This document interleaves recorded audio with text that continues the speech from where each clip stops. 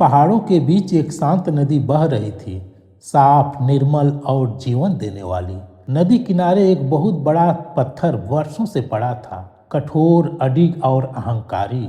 नदी रोज उसके पास जाती और बहते हुए कहती, चलो साथी चलो, जीवन का प्रवाह बहुत सुंदर है। लेकिन पत्थर हमेशा ताना मारता, मैं स्थिर हूँ, अटल हूँ, तुम मेरी तरह मजबूत नहीं, तुम तो बस बहती रहती हो बिना किसी शक्ति के। नदी मुस्कुरा देती, वह जानती थी कुछ बातें वक्त ही समझाता है। एक दिन ऊंचे पहाड़ पर भारी बारिश हुई। नदी का प्रवाह तेज हो गया, पहले हल्का फिर उफान जैसा।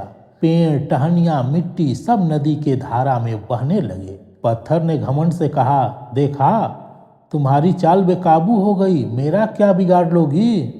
नदी ने शांत स्वर में बोली, मैं शक्ति नहीं दिखाती, समय आने पर समय ही दिखाता है। कुछ ही पलों में तेज धार और तेज हो गई।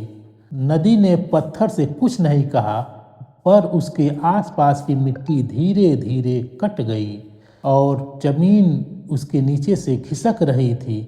अचानक एक तेज लहर आई और पत्थर अपने घमंड समेत नदी में गिर पड़ा। अब वही नदी की धार में इधर उधर बह रहा था, टकरा रहा था, घूम रहा था और चिल्ला रहा था, ओह, यह क्या हो रहा है, मैं तो बहुत मजबूत था। नदी ने उत्तर दिया, शक्ति का मतलब जम जाना नहीं होता, शक्ति का मतलब चलना और बदलना है। पछताए पत्थर बोला, मुझे बचाओ, मुझे नदी के किनारे ले चलो। नदी ने कहा, मैं किसी को नहीं डुबोती, बस मेरे साथ चलना सीख लो। कुछ दूर जाकर नदी ने पत्थर को एक शांत किनारे पर छोड़ दिया। वहाँ पत्थर अब पहले जैसा कठोर नहीं रहा, उसके कोने घिस चुके थे, उसका अहंकार टूट चुका था और दिल में विनम्रता आ चुकी थी।